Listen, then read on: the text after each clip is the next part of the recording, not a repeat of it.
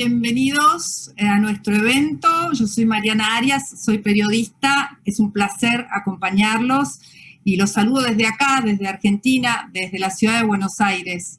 Quiero agradecerles enormemente por acompañarnos en esta importante iniciativa y su evento de inauguración, cuyo título es En busca de la inmunidad, el rol de las vacunas y las pruebas de anticuerpos, organizado por Frontier View con el patrocinio de Roche Latinoamérica. Tienen el agrado ustedes y yo también de compartir este encuentro con excelentes expertos que tienen mucha información, que son verdaderos referentes en estos temas y que tienen mucho para aportarnos. En este momento en el que los países de América Latina siguen luchando contra la pandemia del COVID-19 y lamentablemente algunos se encuentran en un momento difícil de esta batalla. Así que este encuentro es importantísimo y necesario, por eso estamos para conversar con ustedes, para que escuchen a los expertos y para que puedan participar también. Y para ver cómo podemos acelerar esta llegada a la inmunidad de rebaño a lo largo de América Latina, en un contexto en el que las vacunas siguen siendo un bien preciado, ¿no? Donde las variantes empiezan a aparecer y crean nuevas inquietudes, nuevos problemas y un desafío más para los tomadores de decisión, ¿no? Les agradezco muchísimo que estén ahí. Es muy importante para nosotros que hayan encontrado esto con un gran interés. Sabemos que estamos todos muy ocupados en este momento virtual, en esta vida de Zooms y de encuentros virtuales, pero creemos que esta conversación es fundamental y necesaria. Esperamos también que sus reflexiones y que las reflexiones que hagamos puedan apoyar este tiempo y nos traigan algo de optimismo, que es lo que necesitamos, sin duda. Sabemos que nuestros países se encuentran en momentos difíciles, muchos en momentos complicados, ¿no? En esta lucha contra el COVID, y es importante sobre todo apoyar a los líderes que tienen que tomar estas decisiones para que puedan entender cuáles son estas herramientas farmacológicas como las vacunas, como las pruebas de anticuerpos y también cómo aplicar estas medidas de aislamiento social para salvar, obviamente, vidas y buscar una salida definitiva a esta pandemia, que es lo que todos esperamos y lo que todos buscamos. También queremos agradecer, por supuesto, a nuestros patrocinadores, el más importante, Roche Latinoamérica, y también a nuestros partners, que son FIFARMA, Aladib y Agencia F. Muchísimas gracias por acompañarnos, por hacer posible este encuentro. Les comento también cómo va a ser la dinámica. Nosotros vamos a estar moderando y conversando con estos participantes, con nuestros panelistas, con nuestros expertos en el tema, y también queremos conocer sus reflexiones, sus puntos de vista. Por eso van a ser todos ustedes que están ahí protagonistas de este encuentro, haciendo uso de la votación instantánea, la plataforma Poll Everywhere. Desde ahí, desde sus dispositivos móviles, van a poder encontrar un enlace en la pantalla. ¿Y cómo lo van a hacer? Debajo de sus pantallas, de sus dispositivos, van a encontrar tres opciones. La primera opción dice, déjanos tus preguntas. Bueno, ahí van a poder hacer las preguntas y decir a quién quieren hacerle esa pregunta, cuál de nuestros panelistas quieren preguntarle. Hay otra opción que dice votación, y ahí pueden ver la pregunta de la encuesta elegida y votar, y por otro lado, decir cuál es la respuesta que ustedes consideran más adecuada para esa pregunta. O sea que también ustedes van a ser parte de estas reflexiones. Y por último, hay una opción que dice obtén información. Ahí, en la página del evento, van a poder encontrar recursos, exposiciones, materiales y todo lo que se desarrolla en esta iniciativa de Frontier View y Roche que está lanzando hoy, de la que ustedes son protagonistas. Ahora quiero invitar a alguien importante en este encuentro. Él es Alec Lee, director práctica de salud para América Latina en Frontier View, esta compañía que investiga y hace consultoría global dedicada a estudiar los sistemas de salud y las situaciones del ambiente económico, social y político de los distintos mercados. Hola, Alex, ¿cómo estás? Bienvenido. Hola, muchísimas gracias, Mariana. Es un placer estar aquí con ustedes. Y bueno, primero me gustaría agradecer a todos por acompañarnos el día de hoy. Voy a pasar algunos minutos brevemente explicando la iniciativa que hemos lanzado para entender mejor cuáles son las oportunidades y también los riesgos a acelerar los programas de vacunación en la región para llegar lo más rápido posible a la inmunidad de rebaño. Entonces, me gustaría primero introducir el problema principal que nosotros tenemos con algunas diapositivas.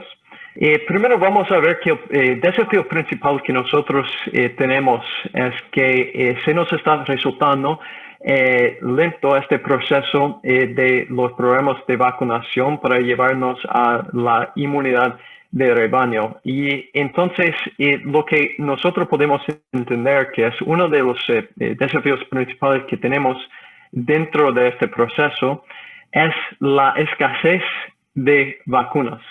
Específicamente estamos viendo que el país, Chile, que ha conseguido en el primer momento más vacunas que los otros países, obviamente ha podido vacunar a más gente.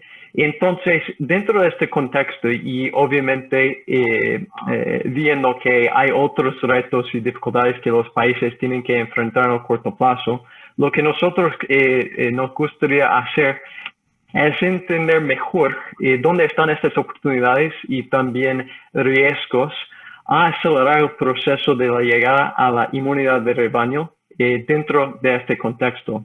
Entonces, para hacerlo, nosotros hemos convidado a un grupo de expertos para explorar juntos estas oportunidades y también riesgos mirando para los próximos meses para informar mejor a los tomadores de decisión.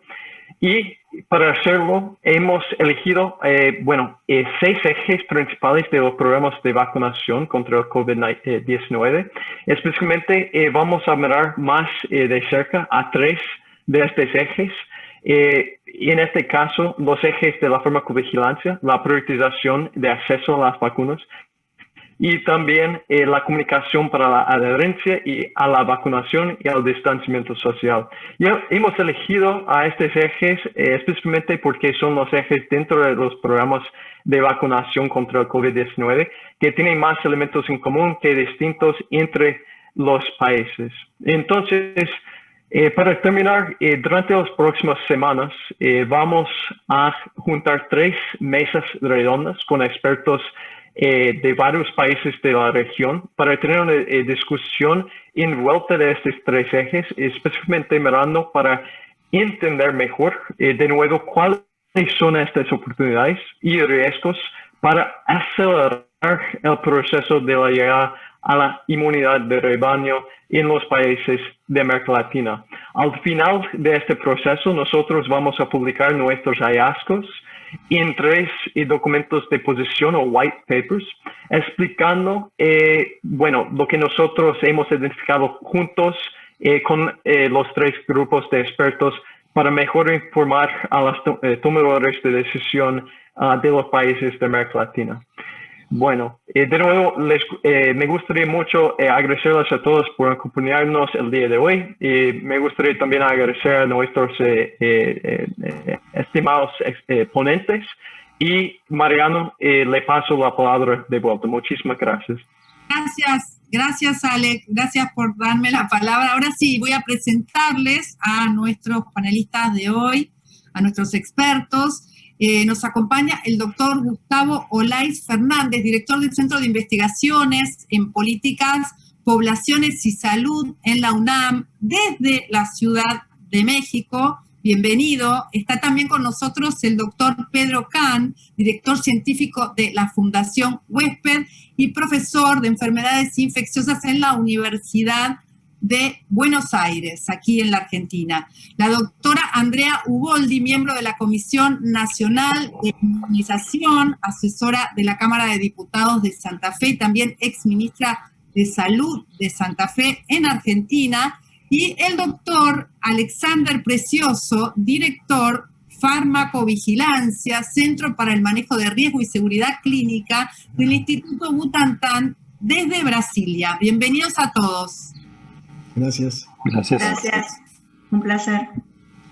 Vamos a arrancar con el primer desafío. El primer desafío va a estar en cabeza del doctor Alexander Precioso. ¿Y cuál es el título? Mensurando eficacia en la vida, ¿no? Y le quiero preguntar al doctor Alexander Precioso, ¿por qué es importante que los países de la región trabajen para entender cuál es la eficacia de las vacunas en la vida real? Hola a todos. En primer lugar, Hola a todos. En primer lugar, quería agradecerles por la invitación, decirles que es un placer estar aquí con ustedes.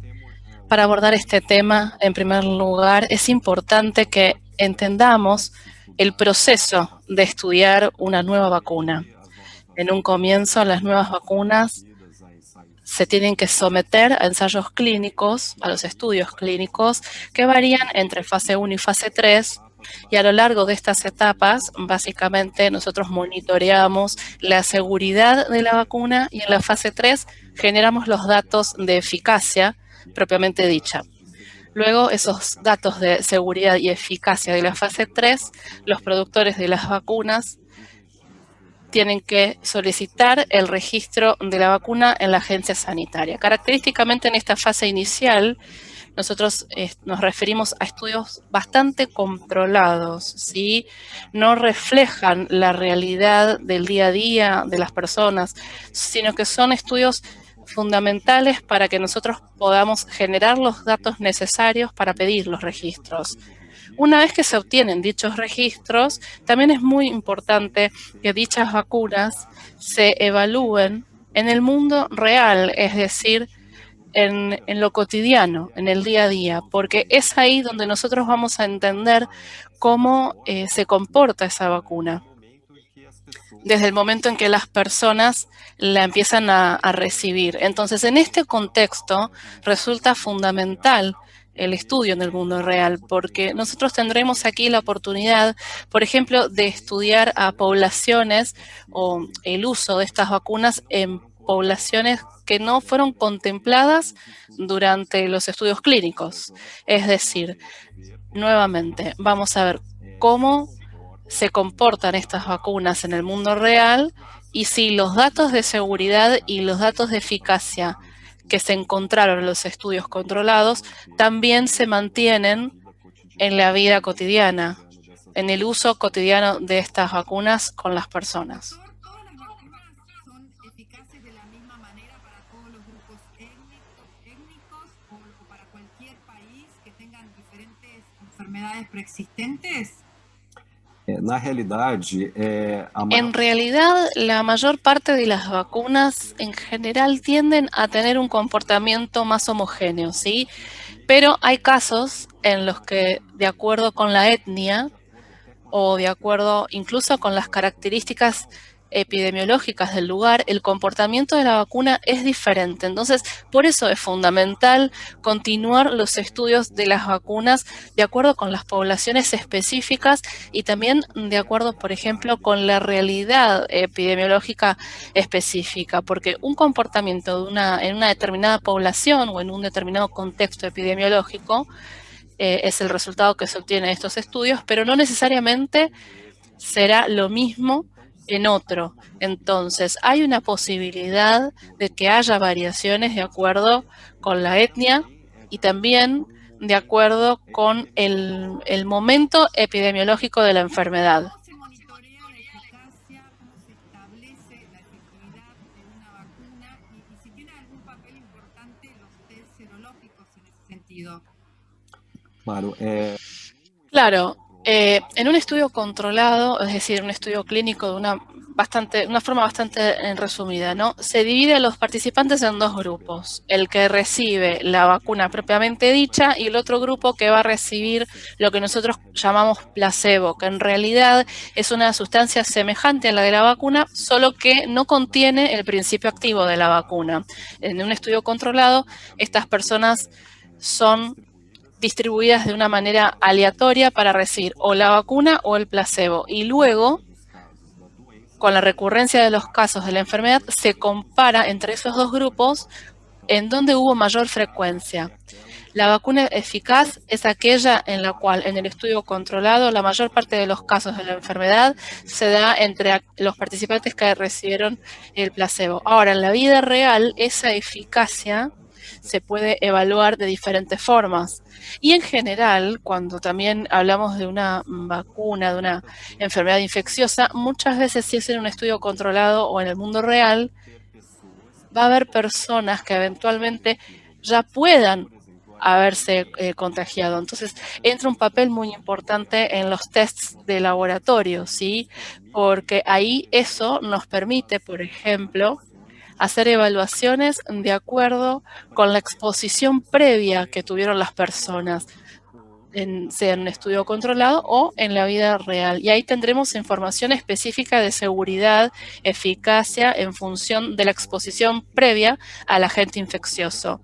En otro campo que es bastante importante, donde los tests de laboratorio pueden contribuir, es ayudar a los estudios, por ejemplo, los estudios preregistros o incluso los que son post-registro, a acompañar o hacer un seguimiento de la respuesta inmunológica que esas personas desarrollan a lo largo del tiempo. Entonces, incluso para poder dar información que eventualmente sería necesario un refuerzo de la vacuna. Es decir, los tests de laboratorio ayudan tanto en la caracterización en términos de exposición previa de las personas que reciben la vacuna de la enfermedad, pero también posibilita variar la inmunogenicidad, es decir, cuál fue la respuesta inmunológica que esas personas desarrollaron con la vacuna. Y como ya dije, contribuir con un seguimiento de esas personas a lo largo del tiempo para ver en cuánto tiempo se mantiene esa respuesta inmunológica.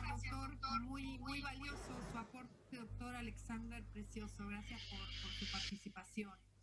Y tenemos que pasar al segundo. Muchas gracias. Y vamos a hablar de como título, adaptando la estrategia a las variantes, ¿no? Para eso le doy la bienvenida, que ya se la di, pero la vuelvo a saludar a la doctora Andrea Uboldi, y le quiero preguntar, ¿cómo identificamos estas variantes nuevas del virus? ¿Cómo podemos establecer la protección para que estas vacunas puedan ser buenas para estas nuevas variantes, ¿no? Bueno, muchas gracias primero por la invitación y la participación en este evento. Y bueno, como interesante lo que vos mencionabas, las variantes. El mundo está preocupado en el curso de esta pandemia por las variantes, básicamente porque el planteo es, ¿estas variantes podrán prolongar esta pandemia? Y para eso me quiero retrotraer a entender que el virus se multiplica cuando pasa de persona a persona, que realiza copias de sí mismo, pero que a veces estas copias son erróneas o erráticas y no pueden ser corregidas, y entonces tenemos mutaciones. Estas mutaciones pueden acumularse, y al acumularse estas mutaciones generan variantes o linajes que pueden hacer que este virus inicialmente se diferencie mucho del primer virus original o ancestral. Y ahí tenemos las cepas. Para comprender esto, una cepa nueva de coronavirus es el SARS-CoV-2, que tenemos actualmente en la pandemia, y estas variaciones o mutaciones las conocemos a partir de las grandes mutaciones o cambios grandes del virus de la gripe que nos llevó a la pandemia del 2009, y también a las mutaciones pequeñas que hacen que año a año la vacuna antigripal cambie. Pero estas variantes, ¿cómo se identifican? Básicamente porque a partir de las muestras que se hacen de cada una de las personas en las que se sospecha la infección, hay que hacer una secuenciación, es decir, investigar profundamente el virus para ver si es parecido o diferente. Y lo que los investigadores están buscando es saber si estos virus nuevos que tienen estas mutaciones están muy distribuidos en el mundo, cuál es el peso en cada una de las regiones, si van a provocar infecciones iguales o más intensas o con mayor mortalidad, si la metodología diagnóstica que estamos usando va a servir para estas variantes y si las terapéuticas, los tratamientos y las vacunas van a funcionar.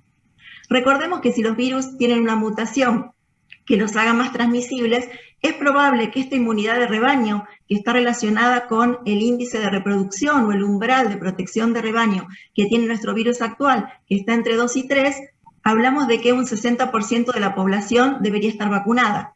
Pero si esta mutante se impone con un índice de transmisión mucho más alto, nuestro umbral de protección de rebaño va a tener que ser un poco más alto y vamos a necesitar un 75% de la población cubierta.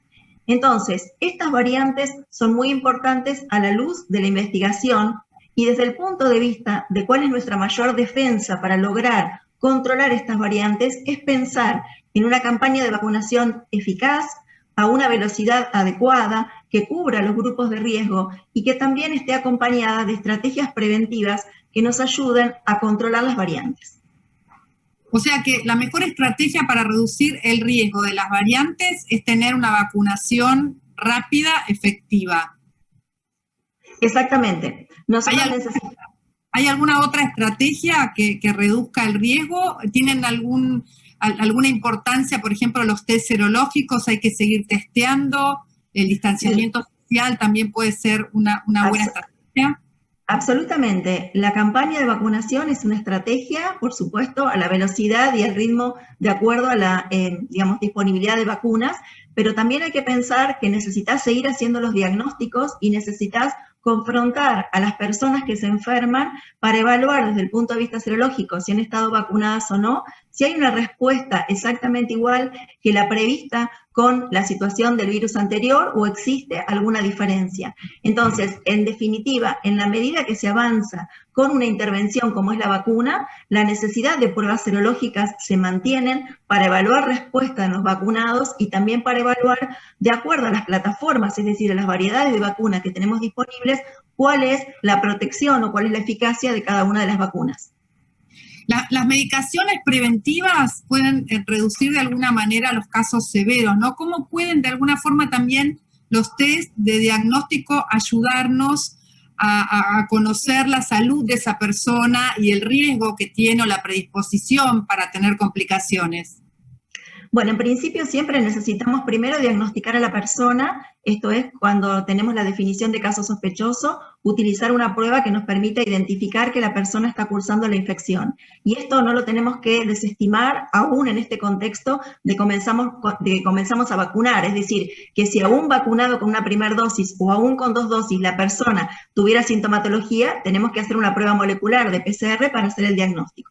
Pero por otro lado es posible que quizá en algunas circunstancias lleguemos tarde con el caso y esta persona presente sintomatología y allí los test serológicos de anticuerpos nos pueden orientar para poder identificar si esta persona está cursando la infección aguda o quizá tiene anticuerpos preexistentes. Y recordar que más allá de los test serológicos, todo lo que corresponde a los biomarcadores, es decir, todo lo que corresponde a los glóbulos blancos, a pruebas, por ejemplo, como el dímero D, como la ferritina, como la LDH, que son marcadores. Estos marcadores, en el tiempo oportuno de la evaluación de un paciente, nos van a permitir también saber la criticidad, la evolutividad del cuadro y también la necesidad de una terapia intensiva, de una derivación oportuna y también van a influir sobre la mortalidad. Muchísimas gracias, doctora Andrea Uboldi, gracias por su aporte. Vamos a pasar al desafío 3, a otro momento, ¿no? Vamos a hablar de optimizar la entrega de vacunas de acuerdo a la seropositividad. ¿Qué significa eso? Y lo vamos a convocar al doctor Pedro Camp. Y nosotros sabemos que hace poco nos enteramos que el Instituto Robert Koch recientemente recomendó que las personas ya infectadas del virus deberían recibir quizás solo una dosis de la vacuna. ¿Se puede hacer uso más apropiado de estas vacunas y de la poca cantidad de vacunas que hay para poder vacunar solamente a las personas que digamos no tenían anticuerpos, y los que tenían anticuerpos porque ya estuvieron enfermos de COVID pueden a lo mejor recibir una sola dosis de vacuna? Buenas noches, Mariana. Gracias, gracias a Frontier View y a Roche por la invitación para participar en este interesante panel. En primer lugar, quiero decirle a la audiencia que nosotros estamos aquí convocados como expertos y como tales somos de aquellas personas que ignoramos tal vez un poquito menos de lo que puede ignorar el resto de la gente, pero es mucho más lo que ignoramos que lo que sabemos. Llevamos de esta enfermedad una observación que arranca el 27 de diciembre del 2019, cuando un colega en la ciudad de Wuhan, en China, describe los primeros casos de coronavirus. Han pasado, como ustedes pueden calcular rápidamente, unos 15 meses, y en este tiempo han pasado, digamos, una cantidad de circunstancias que hubieran sido increíbles. Si esta misma pandemia nos hubiera sorprendido hace 20 años, seguramente estaríamos mucho más atrás. En este tiempo hemos aprendido muchas cosas, hemos aprendido el valor de los test diagnósticos, de los test de PCR, que como recién decía Andrea, por supuesto son el gold standard para diagnosticar los casos agudos, el valor de los test serológicos, y la posibilidad de contar con vacunas, que ninguno de nosotros, creo, hablo por lo menos por mí, pero me imagino que el resto de la mesa estará de acuerdo, hace un año hubiéramos imaginado que estaríamos hoy discutiendo cómo aplicar mejor las vacunas y qué vacunas aplicamos para una enfermedad completamente nueva. Entonces, en esta circunstancia hay una cantidad de cosas que nosotros tenemos que ir mirando con toda precaución, porque el avance de los conocimientos es sumamente dinámico. Hay cuestiones que sabemos y hay cuestiones que no sabemos. La postura del Instituto Robert Koch es atendible. Pareciera que hay alguna evidencia que las personas que ya tuvieron coronavirus tienen durante un tiempo que no sabemos cuánto dura, porque sabemos que con el correr del tiempo la tasa de anticuerpos va bajando en los individuos que han padecido la enfermedad. Pero en las infecciones recientes, hasta 3, 6, tal vez 8 meses, pueden todavía detectarse anticuerpos y esas personas podrían ser vacunadas con una sola dosis. La respuesta se complejiza más todavía, porque 2 de las vacunas que están en boga en este momento son vacunas de una sola dosis. Por ejemplo, la vacuna de Janssen, o de Johnson & Johnson, es una vacuna de una sola dosis. La vacuna de CanSino, que es una empresa china, también es una vacuna de una sola dosis. Y hay otras vacunas que están en este momento siendo estudiadas comparando una dosis con 2 dosis. O sea que en realidad ni siquiera podemos afirmar que 2 dosis sean imprescindibles para todo el mundo. De hecho, Mariana, si pensamos un poco lo que está haciendo Gran Bretaña con la vacunación, están ampliando las vacunaciones de primera dosis y están difiriendo las segundas dosis para dar más oportunidad que más gente esté vacunada, porque ya con la primera dosis se obtienen tasas de protección del orden del 70-75%, que suben luego con la segunda dosis, pero es preferible tener más gente vacunada. Por otra parte, aunque no hayamos tenido COVID, es el 70 y pico % la primera dosis de inmunidad. Así es, en la mayoría de las vacunas ese es el resultado que se obtiene con la primera dosis. Esto varía mucho según la plataforma que se usa, hay vacunas que son más efectivas que otras, pero todas están muy por encima de lo que originalmente nos pedía la Organización Mundial de la Salud, que era un 50% de eficacia. Allá por abril-mayo, cuando la OMS empieza a pensar en el tema vacunas, dice, una vacuna valdrá la pena desarrollarla si tenemos por lo menos un 50% de eficacia. De modo tal que, volviendo a la pregunta acerca de la utilidad potencial de las pruebas de anticuerpos, yo creo que tiene más una utilidad epidemiológica que para el caso individual. A mí me parece que eventualmente uno de los usos posibles de las pruebas de anticuerpos es el poder identificar qué proporción de la población está previamente expuesta. Yo no me imagino una campaña de vacunación masiva haciendo pruebas de anticuerpos a todas las personas antes de vacunarse. Esto es lo que se llama vacunación sucia, porque los tiempos no nos dan para eso. Y recién Andrea decía muy bien, más gente que se infecta es más gente que transmite el virus. Mayor transmisión del virus implica una mayor replicación viral, implica más chance que el virus cometa errores y que esos errores se transformen en mutaciones y en variantes de preocupación. Entonces, me parece que la mejor manera de evitar que nosotros tengamos esas variantes de preocupación que dominen el escenario es no dejar que la enfermedad marche a sus anchas, como ha ocurrido en algunos países, inclusive de nuestra región también. Entonces, ¿es necesario vacunar? Por supuesto. ¿Es necesario expandir la vacunación? Por supuesto que sí. ¿Hay que hacerlo más rápido? También. Pero junto con eso, las medidas de distanciamiento social, el uso del tapaboca, nariz y mentón, el uso del lavado de manos, el evitar las reuniones, sobre todo en lugares cerrados, sigue siendo un recurso fundamental asociado a la vacuna. Las vacunas solas no van a resolver el problema si no lo ayudamos con un comportamiento social. Es necesario entonces de alguna forma saber quiénes estuvieron expuestos al virus y quizás cambiar la forma de distribución de la vacuna, ¿no? Yo no creo que esa sea una política que podamos aplicar en términos generales en el contexto de una pandemia.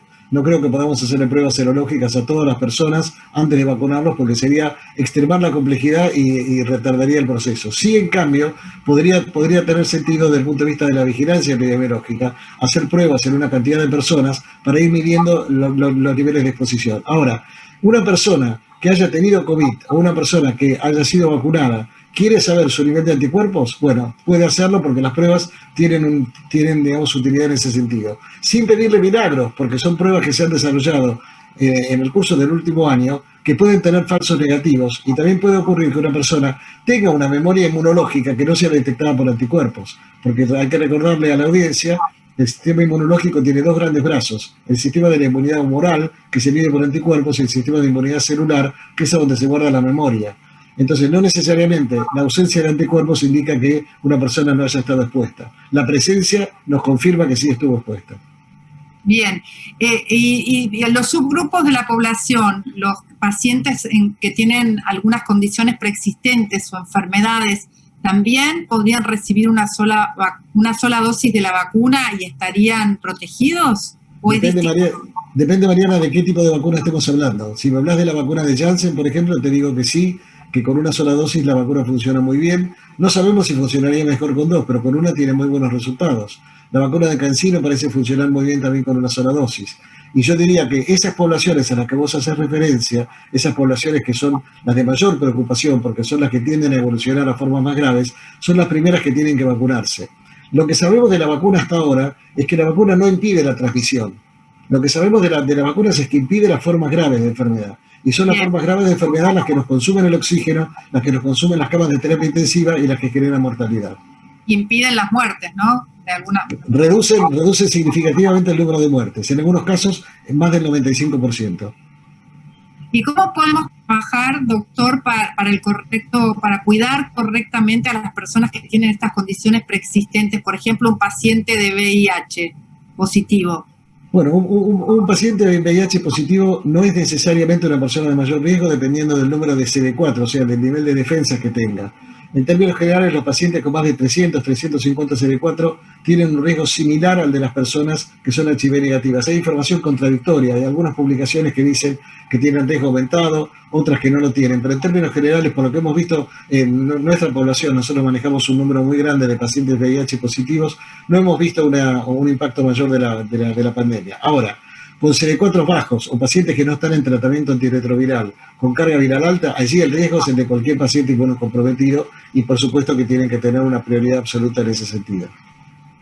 Muchísimas gracias, doctor Pedro Can. Muy claro todo lo que nos estuvo contando, toda la información que recibimos, muy valiosa. Muchísimas gracias. Vamos a ir a otro desafío, ¿qué les parece?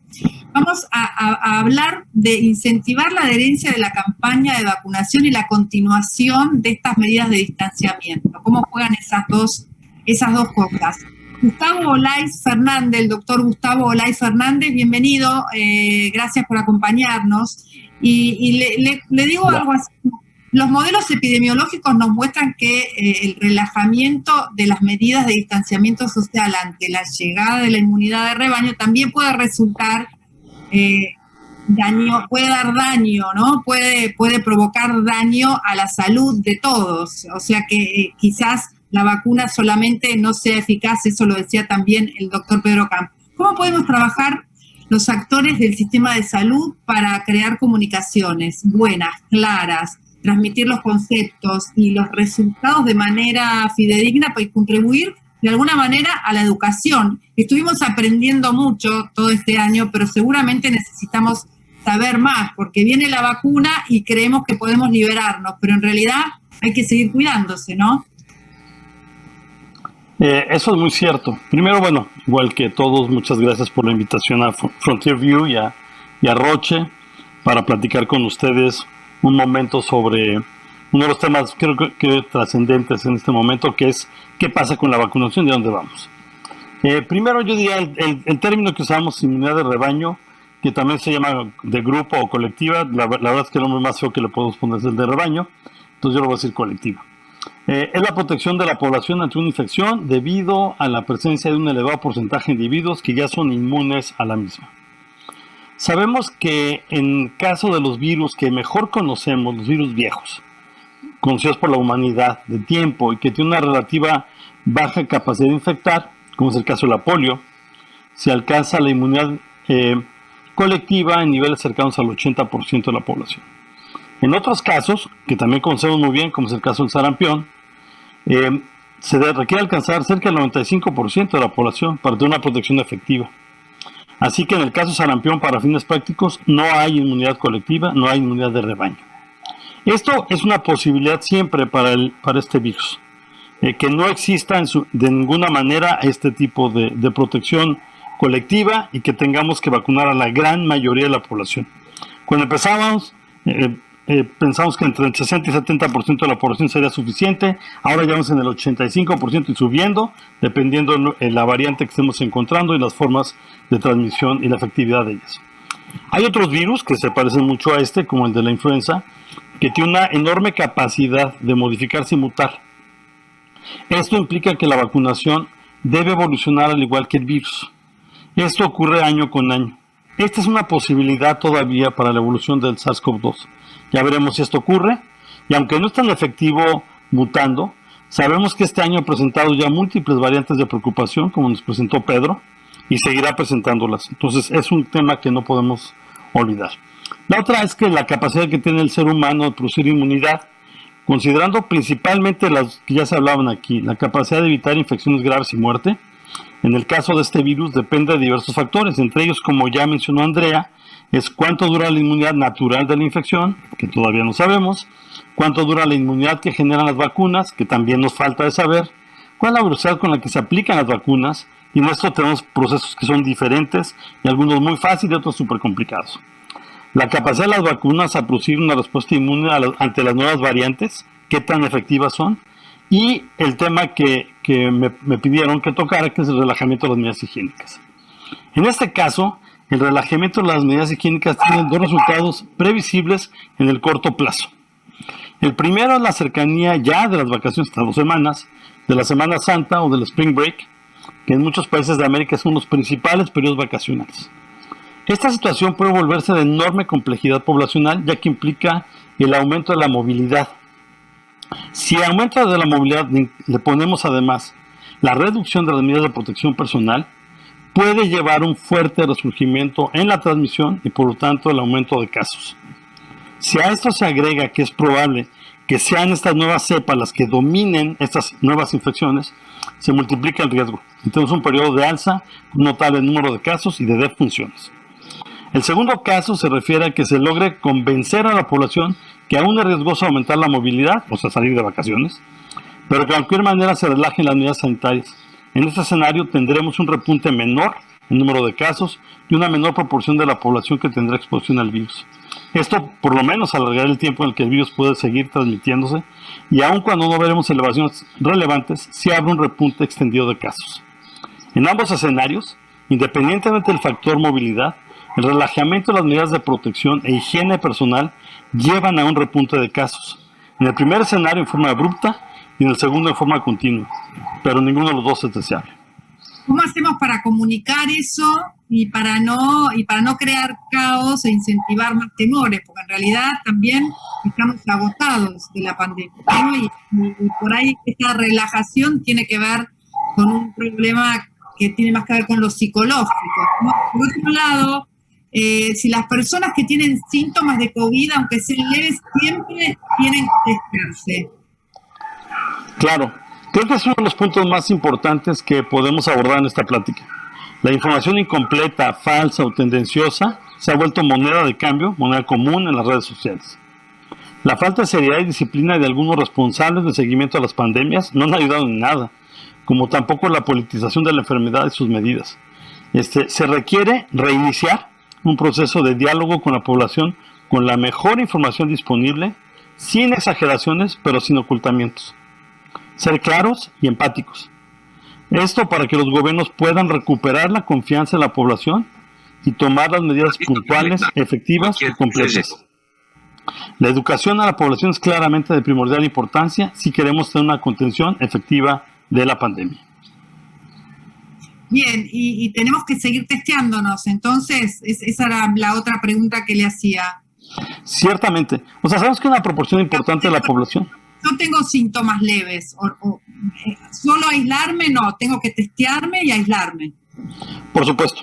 O sea, desde el principio de la pandemia sabíamos que una importante proporción de la población cursa con enfermedades con pocos síntomas o sin síntomas. Claro. Eso ha ocurrido entonces desde el principio, ¿no? Ahora, con la vacunación, y como se ha escrito que reduce los casos graves y defunciones, pero no impide la infección y la transmisión, esta situación de tener casos sintomáticos es y va a ser cada vez más común. En diversos países donde inició un programa de vacunación intensivo, paradójicamente presentaron incrementos en el número de casos las primeras semanas. Esto porque la gente abandonó las medidas de protección y aun cuando presentaron la enfermedad, como la sintomatología era leve, no siguieron las recomendaciones o tomaron las pruebas diagnósticas disponibles. Entonces, en este caso, la recomendación es simple. Una persona sintomática, sugerente a COVID, esté vacunado o no, requiere realizarse las pruebas diagnósticas. De preferencia, como ya vimos, PCR, o si es claramente sintomática, pruebas de antígeno para determinar su estatus frente al COVID-19. Por esa misma razón es indispensable mantener otras o todas las medidas que ya conocemos muy bien, o como decías, hasta el cansancio, como el uso del cubrebocas, la higiene, pero estamos muy lejos de liberarnos de la posibilidad de liberarnos de ellos. Tenemos que todavía esperar un tiempo más y seguir tratando de llevar adelante esas medidas y de distribuir la vacunación lo más rápido posible, que es el problema que tienen algunos países en Latinoamérica. Muchas gracias, doctor Gustavo Laiz Fernández. Gracias por su aporte.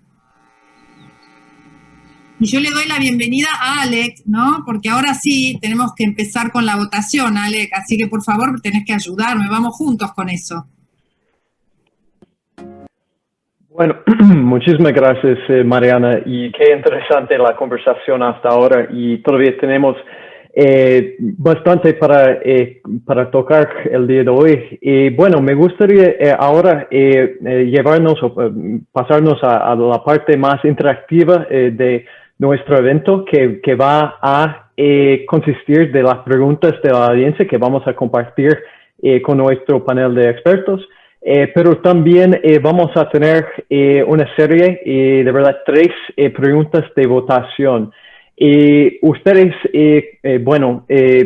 pueden entrar directamente al sitio del programa de votación, entrando y haciendo clic en el botón al pie de la página principal. Y después de pasar por la página de votación, vas a tener la opción de entrar o poner su nombre, o puedes elegir hacer el skip de esta parte y ir directamente para la votación. Y vamos a abrir la votación en un segundo, pero de verdad ya estoy viendo que algunos ya tienen acceso y ya han comenzado a votar y va a ser súper interesante. Entonces, Mariana, creo que podemos pasar a la primera pregunta. Bien, déjame decirles buenas noches o buenas tardes, según sea el uso horario de cualquiera de esos lugares del mundo donde nos están escuchando, donde están participando, y bueno, también invitarlos, claro, a que empiecen a votar y que empiecen a poner ahí sus reflexiones, incluso sus preguntas a medida que vamos avanzando. Acuérdense que tenemos a todos los expertos ahí para ampararnos, para cuidarnos, para protegernos en cuanto a la información, que van a estar ahí para aportar, para seguir aportando mucho a esta parte, este segmento de este evento de Frontier View y de Roche Latinoamérica. Ahora sí, vamos, si les parece, a la primera pregunta. Ahí van a tener que elegir una de esas respuestas. Yo les voy a leer la pregunta, que ustedes igualmente la van a poder estar viendo ahora mismo en la pantalla. Arranco entonces con la primera pregunta. ¿Qué es lo que más les preocupa del proceso para establecer los niveles de efectividad de las vacunas de COVID-19? Y después de esta implementación del programa de vacunación masiva, ¿no? ¿Qué es lo que más les preocupa del proceso para establecer efectividad de las vacunas COVID-19 en medio de la vacunación? Hay varias opciones, ustedes ya están empezando a verlas, están empezando a votar. La primera es, no tenemos la capacidad adecuada para recopilar los datos de los resultados. Esa podría ser una respuesta. La segunda es la aparición de nuevas variantes, crea complejidad en este análisis, ¿no? En el análisis de comprender qué es lo que está pasando con la efectividad. Una tercera dice, no estamos seguros qué grupos priorizar, quiénes pueden ser los primeros grupos, ¿no? Luego, el uso de múltiples vacunas complica la recopilación de datos, es más difícil comprender porque hay muchas vacunas diferentes. Y la última dice la necesidad de entender la duración de la inmunidad brindada por las vacunas. Necesitamos entender cuánto dura esa inmunidad. Bueno, nosotros, Alec, estamos acá esperando que todos ustedes puedan elegir una de esas opciones, que puedan votar. Queremos conocer sus opiniones, nos interesan sus reflexiones, queremos saber cuál es la más importante, ¿no?, de todas estas opciones para poder luego invitar a los expertos para compartir y que puedan darnos sus conocimientos, aportar un poco más de este momento en el que realmente necesitamos saber más acerca de la vacunación. Estamos en medio de esa estrategia mundial donde las vacunas son bastante escasas y, bueno, queremos conocer más acerca de la efectividad, por supuesto, de las vacunas, de cómo hacer para entender esa efectividad. Y Mariana, creo que estamos viendo aquí algunos resultados interesantes y de verdad me han informado que no se ve la pantalla, las votaciones, y creo que debería estar saliendo ahora. Pero lo que estamos viendo aquí es la mayor parte de las respuestas están yendo para la preocupación con la aparición de nuevas variantes que crea complejidad en este análisis. Creo que obviamente, especialmente en el caso de Brasil, donde tenemos este reto con la presencia de una variante súper importante en este momento, esta respuesta tiene mucho sentido, pero también estamos viendo que en los países de América Latina vamos a estar usando vacunas diferentes al nivel de los estados y de las provincias, que crea una complejidad, pero también la falta de capacidad con la recopilación de datos. Entonces, todos podemos convidar a nuestros expertos para hacer algunos comentarios sobre estos resultados. Dale, le damos entonces, le damos el lugar a nuestros expertos, a los doctores, que son, como les dije antes, los que nos amparan, ¿no?, en todo este tipo de información que necesitamos conocer. Gustavo Lai Fernández, Pedro Kahn, la doctora Andrea Uboldi y el doctor Alexander Precioso están ahí para acompañarnos y para ayudarnos. Alec. Perfecto. Y bueno, me gustaría comenzar con el doctor Precioso. Na verdade, eu vou mudar para português para fazer essa pergunta para o doctor. Bueno, voy a pasar a portugués para hacerle la pregunta al doctor. Doctor, primero, ¿qué es lo que ve en estas respuestas, algo que le llame la atención? ¿Hay algo acá que sea como una sorpresa para usted? No le escuché, justo se cortó la conexión. Disculpe, ¿ahora me escucha? Sí, ahora sí. Perfecto. Entonces, la pregunta es la siguiente. ¿Hay alguna sorpresa aquí? ¿Alguna de estas respuestas? ¿Alguna de estas respuestas que apareció le llamó la atención? ¿Cuáles son sus reflexiones con respecto a estos resultados? Bueno, en mi opinión, las tres preocupaciones con mayor frecuencia tienen sentido. En realidad me sorprendió esta opción de que el uso de vacunas diferentes sería un desafío. En mi opinión, sin ninguna duda, el hecho de que se utilicen vacunas diferentes puede de alguna forma dificultar el proceso de evaluación de eficacia, porque eso exige un control muy grande de los sistemas de salud para que la persona siempre reciba la misma vacuna, ¿no? En el caso de que reciba una vacuna de más de una dosis o de dos dosis. Sin duda, aparecieron variantes que nos trae una dificultad, pero independientemente de la variante, yo creo que el análisis de la eficacia en realidad tiene mucho más que ver con la capacidad de que nosotros escojamos los datos, de que tengamos una infraestructura adecuada para hacer un seguimiento junto con los datos, de que la misma variante en sí. Quizás la variante tenga un papel importante con respecto a la capacidad de que nosotros hagamos un diagnóstico adecuado para esa variante. Entonces, de acuerdo con mi opinión, lo que aquí se marcó como los 3 principales desafíos, sí, estoy de acuerdo, pero sí lo que me llamó la atención es este hecho de tener más de un tipo de vacuna en utilización y también la infraestructura necesaria para poder hacer evaluaciones efectivas de eficacia y seguridad. Muchas gracias por la respuesta. Y otra pregunta acá del segmento. ¿Cuál sería el papel de este proceso de test serológicos después de la vacunación? Y también usted podría hablar un poco sobre la experiencia en el Instituto Butantan en este sentido. Claro que sí.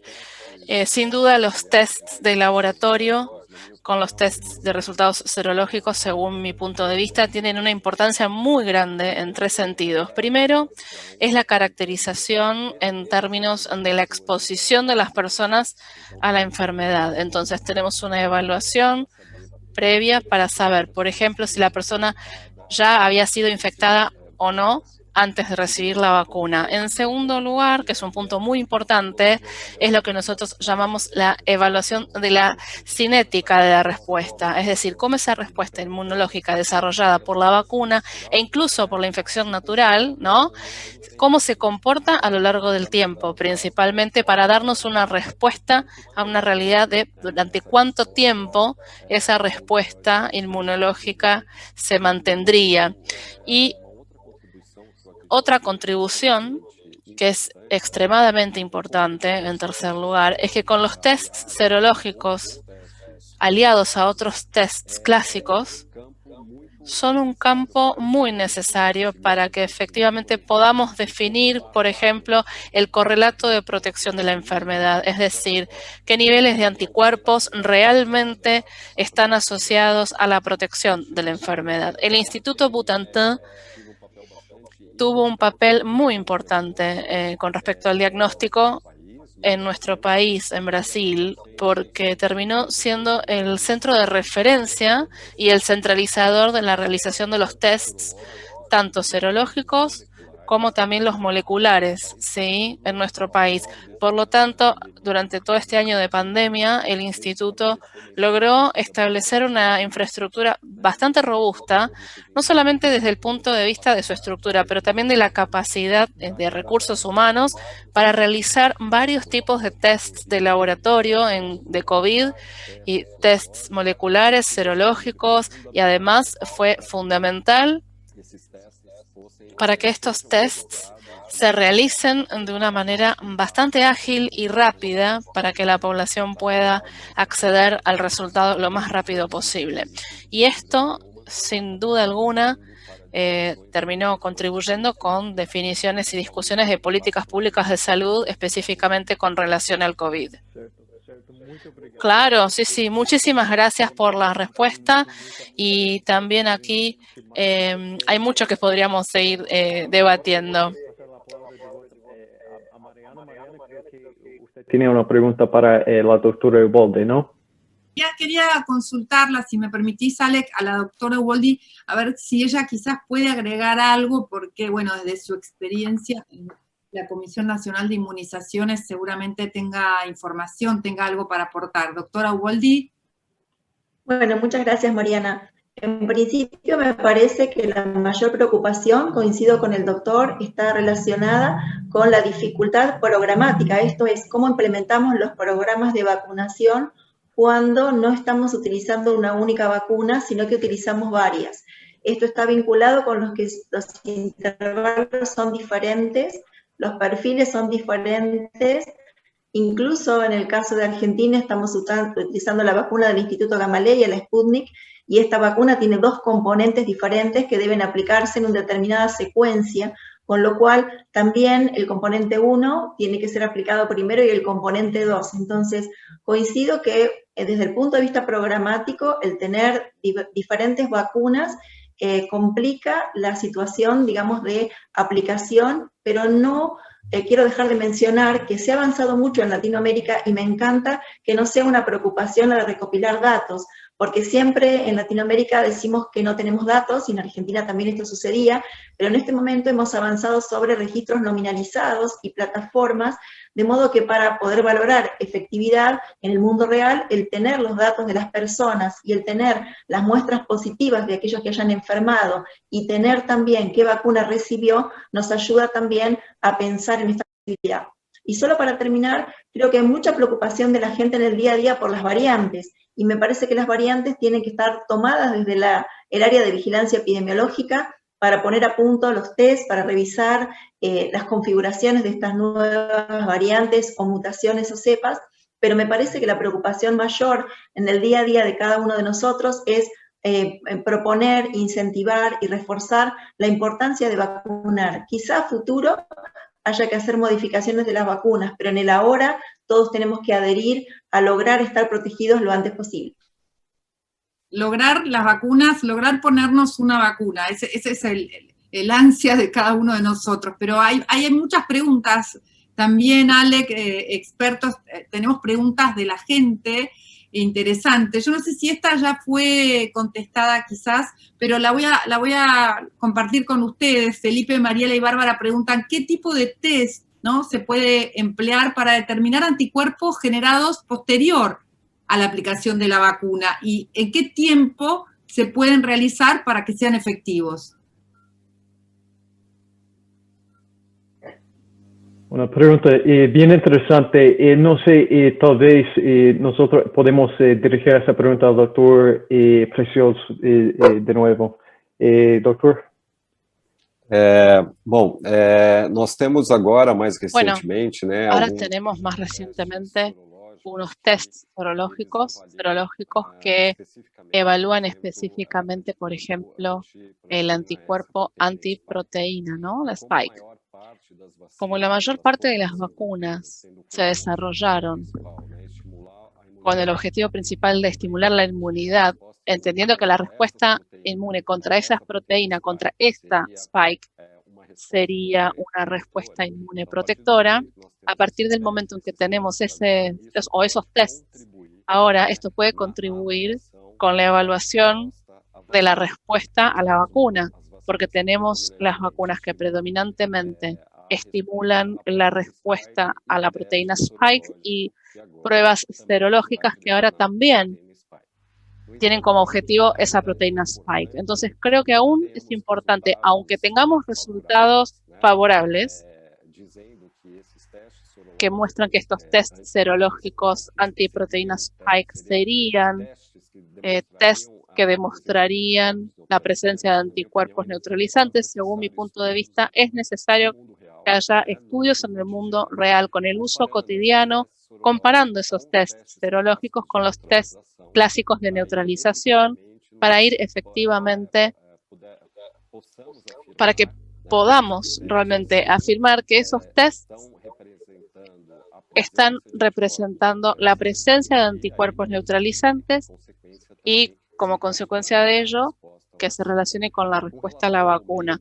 Con respecto al momento de la utilización, bueno, más o menos hay un consenso en que estos tests serológicos deben realizarse predominantemente a partir de 14 días, en general, 14 o 21 días desde el inicio, porque incluso antes, con una persona asintomática, principalmente en los primeros 5 a 10 días, el test o el estándar continúa siendo el test molecular, pero a partir del momento en que los síntomas comienzan a disminuir, es decir, a partir del 14 o 21 días, sería el momento más adecuado para realizar estos tests serológicos. Aquí acabo de recibir, Alex, doctor, otra pregunta, en este caso es Alexandra, que pregunta si las personas que tuvieron COVID pueden no haber desarrollado anticuerpos, ¿lo van a desarrollar con la vacuna?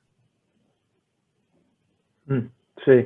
Tal vez puedo pedir al doctor Khan si puede tomar esta pregunta.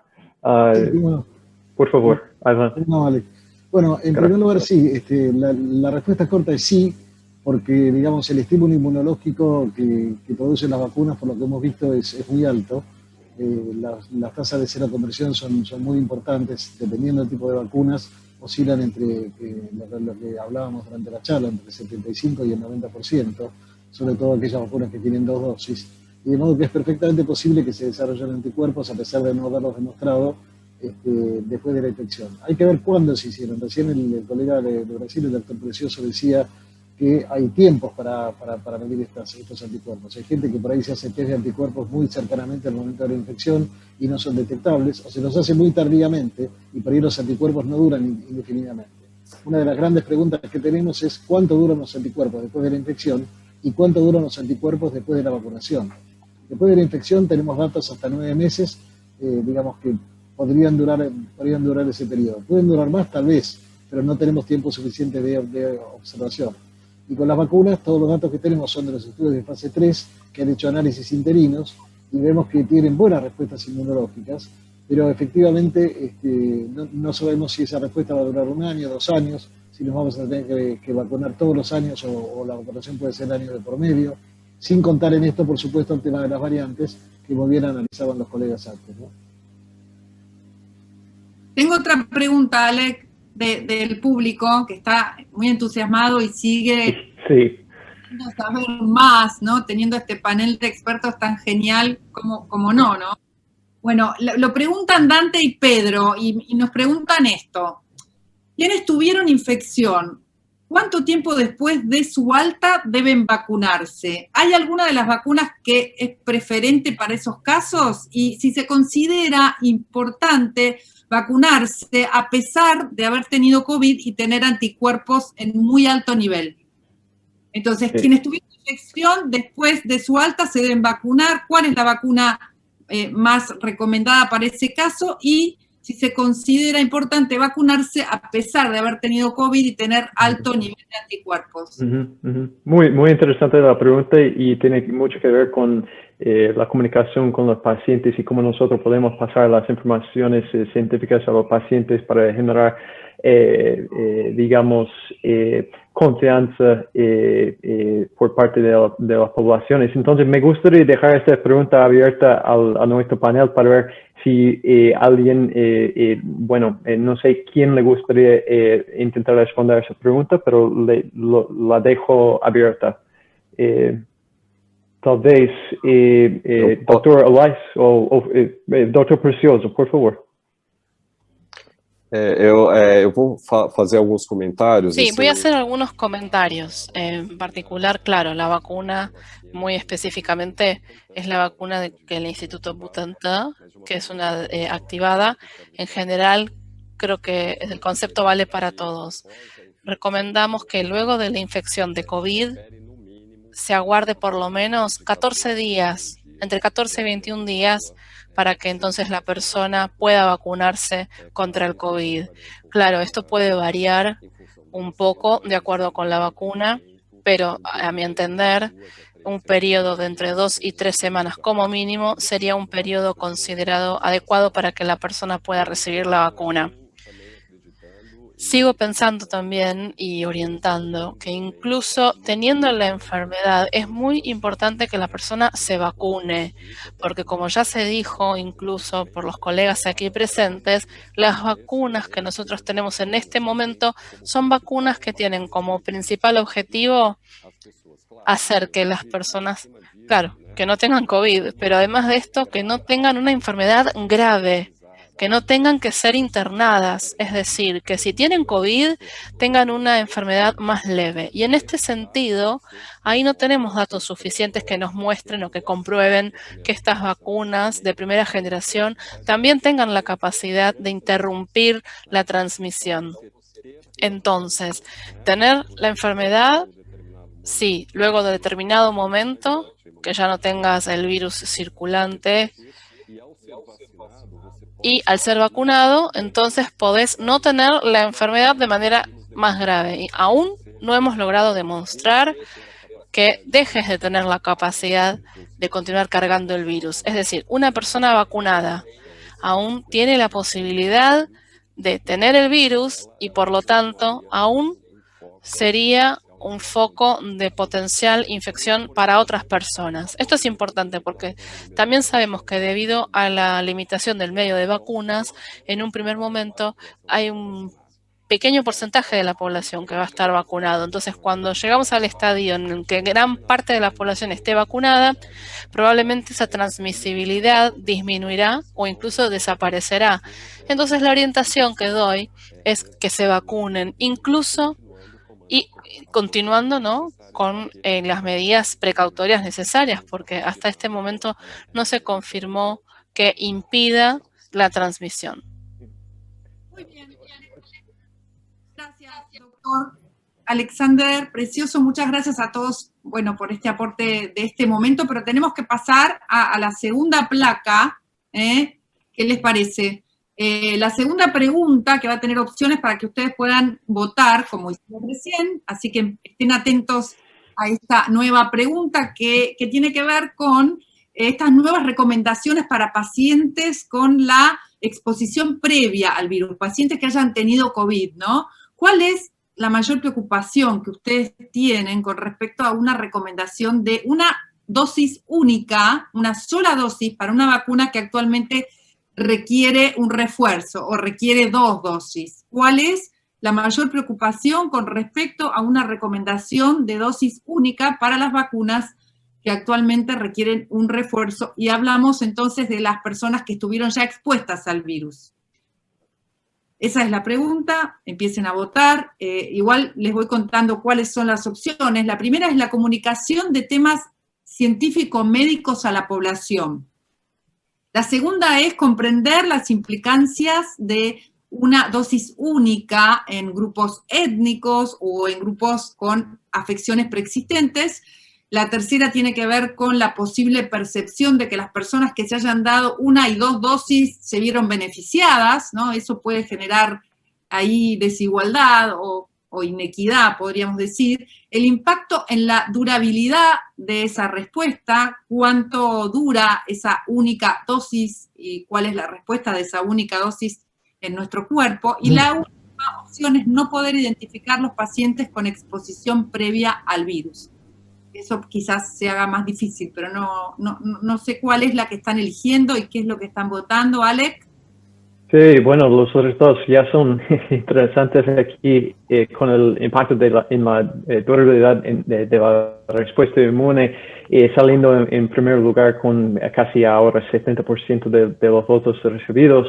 Que obviamente, ya que solo son algunos países, por ejemplo el caso de Panamá, que están intentando tomar o implementar una estrategia así, no tenemos de verdad, informaciones de la durabilidad, pero tampoco tenemos en los otros casos, debido a la falta de tiempo en la aplicación de los programas de vacunación. Entonces creo que ya podemos convidar a nuestros expertos a volver para comenzar a discutir los resultados aquí y los otros temas que ya hemos tocado en la primera parte de la conversación. A ver, yo creo que coincido con la votación de la audiencia, que más del 70% tiene dudas sobre el impacto de la durabilidad en la respuesta inmune. Eso es así. Es para tenerlo en cuenta, porque como bien decía Alex, no tenemos datos.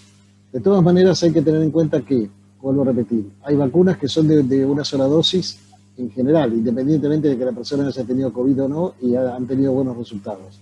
En segundo lugar, Gran Bretaña ha empezado a implementar un plan de vacunar con una sola dosis a la mayor cantidad de gente posible y diferir la segunda dosis para más adelante, para tener un alcance de un mayor número de personas vacunadas, aunque sea parcialmente. De modo tal que si esto se va a hacer en la población general, tendría una cierta lógica que los pacientes que tengan exposición previa al virus, comprobada fehacientemente porque han tenido COVID, han tenido su PCR positiva, etcétera, podría ser entonces una estrategia posible para hacer un uso más eficiente de las vacunas, más equitativo, como decía Mariana. Sí, Perfecto. Muchísimas gracias, doctor. Me gustaría hacer una pregunta ahora de seguimiento para el doctor Olais. Doctor, entendiendo las respuestas aquí de la audiencia, ¿qué nos dicen ahora los estudios actuales sobre la duración de los anticuerpos en la población después de una infección?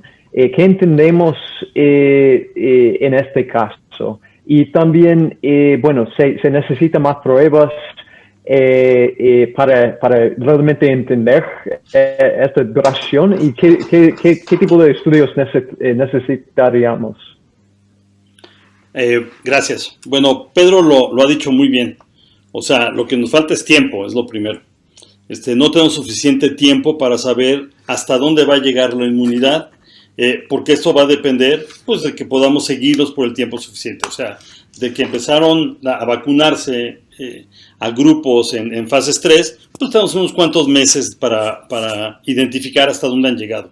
La respuesta hasta ahorita ha sido bastante buena, pero yo coincido también con Pedro y con la audiencia que a mí lo que me preocupa más es el impacto de esa durabilidad. O sea, no sabemos qué tanto la vaya a modificar. Ya hay algunos que están diciendo, bueno, va a durar 2 años la inmunidad. Sobre todo, por ejemplo, que hablaban de la Sputnik. Esto es claramente una expectativa, yo creo que hasta un deseo. No creo que eso vaya a ocurrir. De la pregunta previa, sorry, pero me paso un segundo. Lo que dijo Alexander son 3 semanas por lo menos, me parece perfecto. Y además todo mundo debe vacunarse. Yo creo que hay que ser clarísimo en este tipo de respuestas. O sea, todo mundo se tiene que vacunar, haya tenido o no haya tenido, y no importa cómo estén sus niveles de anticuerpos. O sea, yo diría que sería esa la segunda parte. También la otra parte, y no más termino con esto, es hay que tener mucho cuidado con estas combinaciones posibles de biológicos. Algunos países, el mío por lo menos, está recibiendo de 5 lugares diferentes ya. Dicen, bueno, ¿por qué no las combinamos? No, eso no es lo más adecuado. Los ingleses están trabajando un proceso que me parece mucho más inteligente, como ya dijo Pedro. Primero le pongo a todos los que puedo y después complemento la vacunación en estos grupos. No necesariamente tiene que ser a las 3 o 4 semanas como se hizo en la fase 3, pero puede aguantar mucho más. Nos dijeron 10 semanas todavía es un tiempo apropiado. Bueno, aprovechemos ese tiempo para vacunar a los más que se pueda.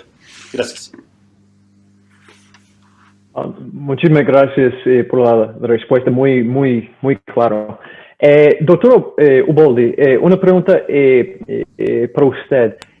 Bueno, ahora pensando en las varias las informaciones que se hacen falta y también las varias formas de implementar los programas de vacunación, ¿cuáles son las dificultades que los gobiernos locales, municipales y estatales podrían enfrentar en intentar implementar un programa de vacunación así más, digamos, dirigida?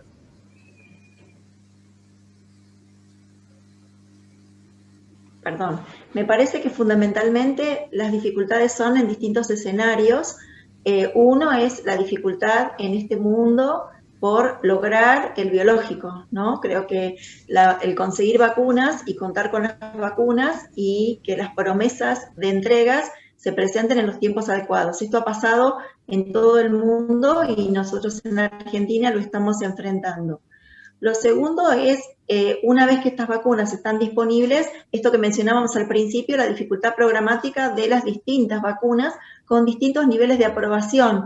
Eso determina que uno tiene que tener muy claro cuál puede usar de acuerdo al grupo. Hay algunas que se pueden usar por encima de los 60 y otras no. Y esto también dificulta la posibilidad de vacunación. Incluso vos podés tener más biológico para personas que tengan menos de 60 y tu gran preocupación es aquellos que tienen más chance de internarse o morir. Por otro lado, me parece que también el tema de la cadena de frío, esto ha interpelado a muchos de nuestros países, sobre todo porque los biológicos inicialmente comenzaron a presentarse con requerimiento de temperaturas muy por debajo cero, y esto sobre todo en nuestra Latinoamérica y en este momento de temperaturas tan altas, fue también un desafío del cambio en cuanto a la congelación y el pase a la aplicación. Pero a mí me parece que el desafío mayor que enfrentan los programas de Latinoamérica es la comunicación. Me parece que lo que tenemos que poder trabajar es explicar situaciones que conocemos y otras no, que puede haber cambios y que estos cambios no están necesariamente vinculados a no tener el insumo, porque digo, veo aquí en esta pregunta una amenaza, que es que la gente comprenda que si espaciamos dosis o colocamos muchas primeras es porque falta vacuna. Y en realidad creo que el desafío mayor es comunicar, tener empatía, como bien lo mencionaba Gustavo, para poder explicarle a la gente el dinamismo que tiene esta pandemia y que las decisiones que toman las gestiones o los estados están vinculadas con lograr el menor impacto de una segunda ola con la mayor protección de la gente. Justamente, Alex, yo quería hacerle una pregunta al doctor Khan con respecto a la comunicación, el que ha estado siempre al frente de la Fundación Huésped en ese sentido, con la concientización, con la divulgación.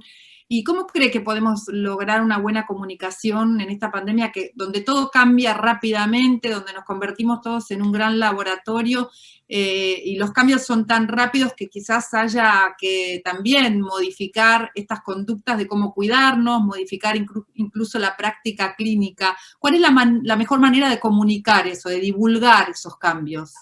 Bueno, yo creo que el tema comunicación es un tema complejo, en donde yo lo dividiría en dos componentes. Hay una comunicación general, que es la que se puede hacer a través de los avisos publicitarios, las vallas callejeras, avisos en la radio, en la televisión, dirigidos al público en general. Pero luego tiene que haber una comunicación segmentada.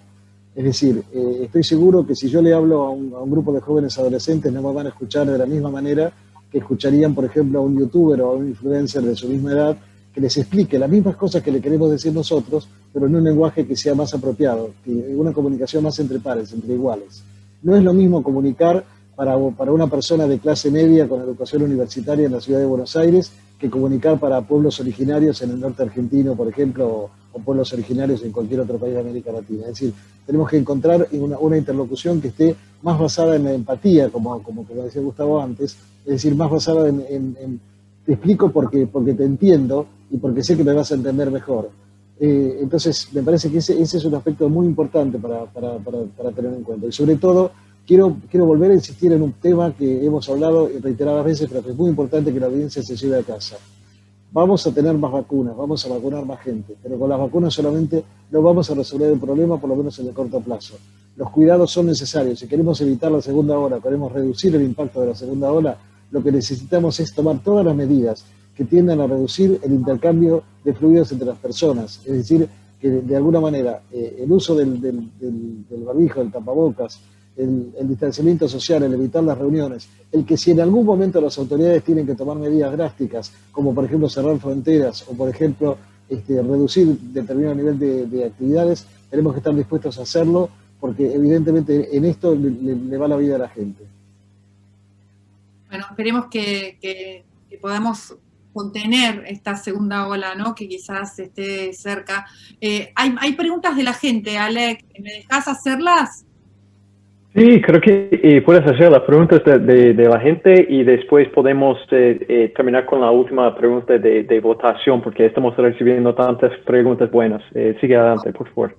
Ahí les cuento entonces. Lucy del público pregunta, ¿cuál es el papel de los test serológicos post-vacunación?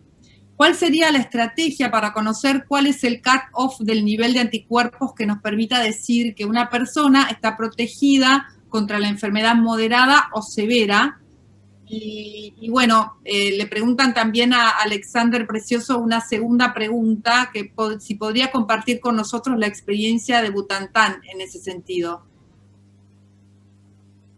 Claro, então, eu realmente acredito que os testes sorológicos vão ser... Bueno, yo realmente creo que los tests serológicos van a ser fundamentales, tanto para la evaluación de la respuesta a la vacuna y también como elemento fundamental para intentar definir el correlato de protección, es decir, para identificar qué nivel de anticuerpo definitivamente estaría asociado a la protección.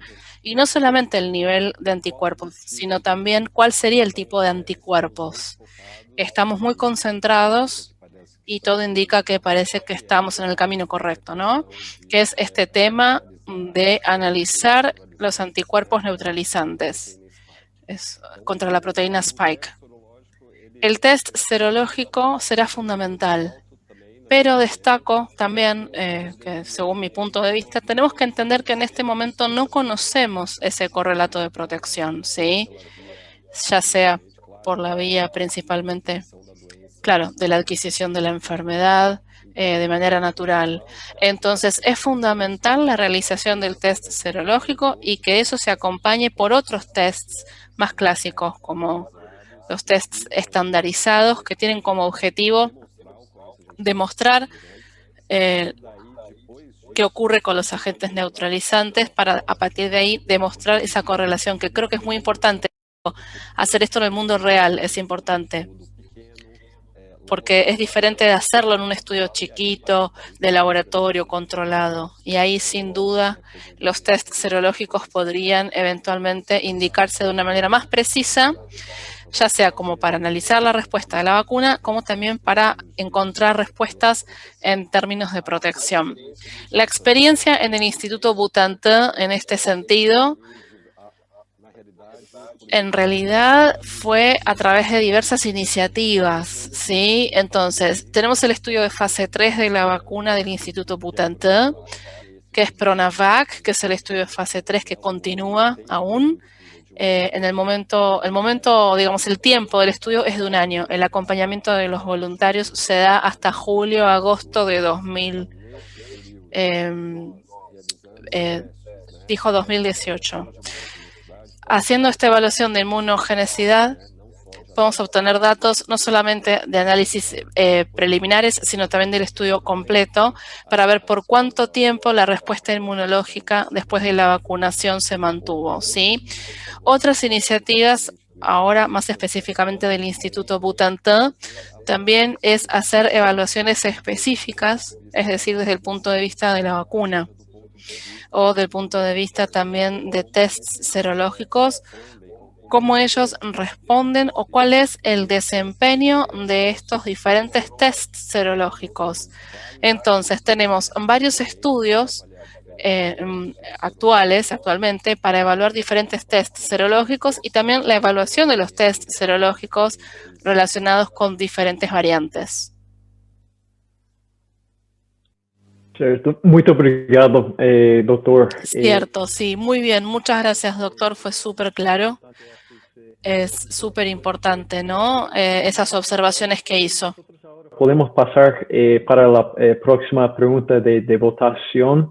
Y bueno, porque se nos está acabando el tiempo, infelizmente, con tantas preguntas buenas y tantas respuestas tan claras. Vamos a la placa 3 entonces, Alec, la placa 3, así que prepárense para empezar a votar enseguida. Ahí la vamos a ver en pantalla enseguida. Yo les voy contando de qué se trata, si les parece. ¿Cuál es la mayor preocupación con respecto a la comunicación para asegurar la adherencia a las campañas de vacunación y las medidas de distanciamiento social? O sea, ¿cuál es la mayor preocupación con respecto a la comunicación para asegurar la adherencia a las campañas de vacunación y de medidas de distanciamiento social? Creo que ya estuvieron votando, ¿no? No hace falta que yo repita las opciones o lo puedo hacer, Alex.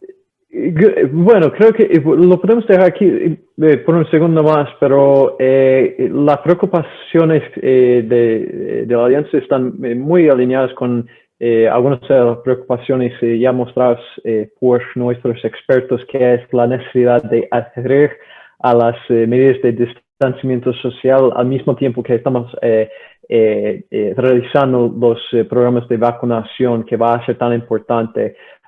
Entonces, creo que si ahora podemos convidar de vuelta a nuestros expertos para hablar un poco más sobre estas preocupaciones, lo que nosotros podemos hacer y también cómo nosotros podemos comunicar mejor la seguridad, digamos, de las vacunas.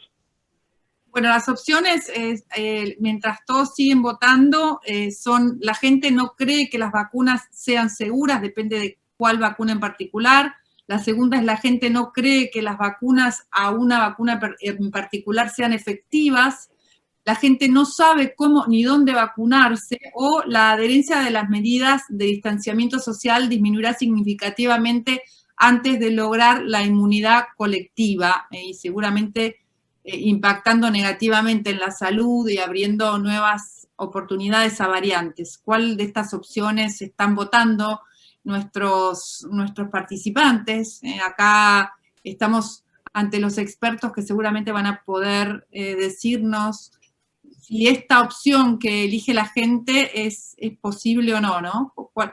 Es interesante, Mariana, es interesante ver que solamente el 4% de nuestra audiencia cree que la gente no cree que las vacunas sean efectivas. O sea que ahí, de alguna manera, hasta donde esto pueda ser representativo de una opinión más generalizada, la gente no tiene mayores dudas que las vacunas son efectivas. De hecho, tienen un nivel de confianza que por ahí supera el que podemos tener nosotros, que tenemos muchas incertezas, como dije al principio. Que la gente no sabe cómo ni dónde vacunarse.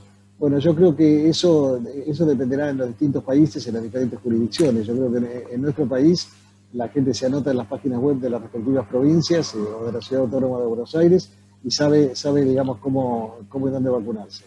El hecho que el 20% diga que cree que las vacunas o puede tener dudas sobre la seguridad refleja un poco algunas estadísticas que ha habido en el país. Hay estudios sociológicos que se han hecho que revelan que hay un 20% aproximadamente de personas que tienen dudas sobre la seguridad de las vacunas porque leen información confusa. Y en este sentido, me parece que volviendo al tema de la comunicación, que es lo que la mayor parte de la gente de alguna manera está señalando en la respuesta anterior y también en esta, me parece que es muy importante que los medios de comunicación jueguen un rol evitando la fake news, evitando lo que son las informaciones de lo que la Organización Mundial de la Salud ha definido como la infodemia, ¿no? Es decir, la epidemia de noticias falsas. En este sentido, creo que tiene que haber una responsabilidad también en las redes sociales.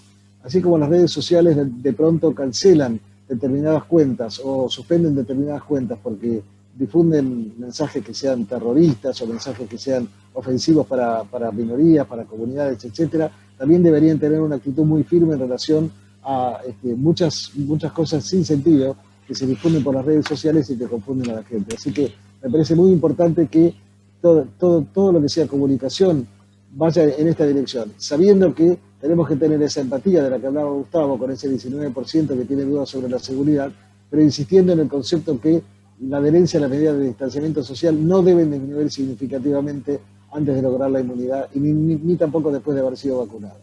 Esa es la mayor preocupación de la gente. Evidentemente un 70% está más preocupado por la comunicación de que tenemos que seguir adheridos a las medidas de distanciamiento social para que no se produzcan nuevas variantes y para poder lograr efectivamente la inmunidad. Alex, ¿vos querés hacer alguna pregunta?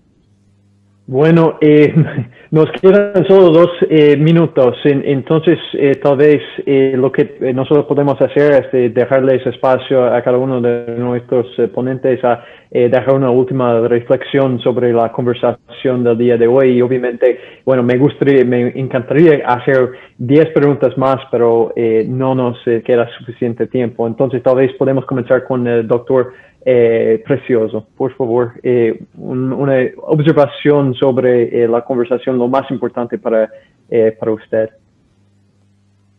Mais uma vez eu agradeço. Bueno, nuevamente les agradezco. Estoy muy contento y feliz de haber participado de este debate con estos panelistas excelentes, con tanto expertise que es indiscutible. Me pareció muy interesante la forma en que la población o nuestra audiencia se manifestó con respecto a las preguntas. Y creo que incluso lo más importante, ¿no? Y como el doctor Pedro dijo más hacia el final, es la cuestión de la comunicación. Creo que en esta pandemia, más que nada, la comunicación demostró ser uno de los elementos más importantes, ¿no? Que va, de acuerdo a mi punto de vista, va a ayudar definitivamente a controlar esta pandemia. El mensaje de mi parte es el siguiente. Ahora tenemos vacunas seguras, tenemos vacunas que demostraron eficacia. Tenemos que vacunarnos, pero vacunar no significa de manera ninguna abandonar los otros cuidados que se han indicado desde el inicio de la pandemia. Estar vacunado, incluso hoy, significa que hay que seguir utilizando barbijos o mascarillas, seguir con el distanciamiento social y con la higiene personal. La vacuna viene a ser un elemento más para ayudar a controlar la pandemia, ¿sí? Y desde el punto de vista de la comunicación, sin duda alguna, hay que buscar siempre que sea posible la mejor fuente para informarse. Y todos nosotros, esta es la tarea que tenemos que hacer, es comunicar de una forma profiláctica y no de una forma reactiva, ¿sí? Buenas noches y gracias. Doctor, creo que Muchas gracias, doctor. Bueno, extender la sesión por algunos minutos para dejar a todos dejar algunos comentarios finales. Me gustaría ahora pasar para el doctor Khan. Doctor Khan, ¿qué ha sido lo más importante para usted aquí de esta conversación? Lo más importante de la conversación ha sido la conversación, ha sido la posibilidad de debatir con libertad, con la opinión de cada uno, intercambiando experiencias, aprendiendo. Yo no sé cuánto aprendieron los demás, yo aprendí mucho de mis colegas y me parece que es muy importante repetir este tipo de experiencias para transferir información a la audiencia, que sería interesante que nos cuenten después cuánta gente estuvo, qué características tenía la audiencia, etcétera. Todo lo que se haga en materia de educación para la salud es bienvenido porque contribuye precisamente a combatir la difusión de información falsa. Y quiero volver a insistir, tenemos que ser muy empáticos con la población está cansada, llevamos 15 meses con esta pandemia, llevamos, en el caso de mi país, un año, digamos, con las medidas de restricción, sabemos que vamos a tener que seguir adelante, tenemos que tratar de no estigmatizar a los grupos, no estigmatizar a los jóvenes, a los adolescentes, sino ayudarlos a entender qué rol importante pueden cumplir en esta epidemia, y sobre todo tratar de sacar la mayor ventaja de las innovaciones tecnológicas que tenemos en materia de diagnóstico y tratamiento para hacer más efectiva nuestra lucha contra esta pandemia, de la cual vamos a superar. Pero vamos a poder hacerlo antes si lo hacemos en conjunto y dejando de lado divisiones que nos ayudan en este sentido. Perfecto, muchísimas gracias y gracias por la brevedad de una respuesta tan difícil. Terminamos con primero el doctor Olais y después pasamos para el doctor Ubaldi para terminar la sesión. Por favor, doctor Gustavo, adelante. Muchas gracias. Lo primero es lo mismo que dice Pedro. Gracias por haber tenido la oportunidad de platicar con ustedes y aprender mucho de este proceso. Me dio mucho gusto, sobre todo tener la posibilidad de la interacción con el público. Realmente es algo novedoso y no solamente novedoso, sino han dado resultados muy interesantes. Dejar dos comentarios finales. Uno es sobre las pruebas. Todo lo que habíamos dicho negativo, lo que habíamos oído negativo, las pruebas de anticuerpos, va para atrás, ¿no? Ahorita es cuando llega el momento de utilizarlas al máximo, sobre todo las cuantitativas. Entonces llega el momento en que lo que habíamos hecho a un lado porque no hace diagnóstico, bueno, ahora sí nos importa. Y la segunda es que si no sacamos nada más de esta discusión, es esta última respuesta. O sea, necesitamos como población, necesitamos como personas adherirnos a estas medidas de distanciamiento social. En América Latina el 70% de las infecciones son en grupos familiares. Bueno, pues ya sabemos dónde está el problema. Ahora, también sabemos dónde está la solución. Entonces, seamos disciplinados, seamos cuidadosos, aprovechemos esta temporada vacacional, que sobre todo que viene ya muy pronto, en 2 semanas. El seminario quedó perfecto para esto. Por favor, mantengamos estas distancias, mantengámonos protegidos. Gracias. Gracias a usted, doctor.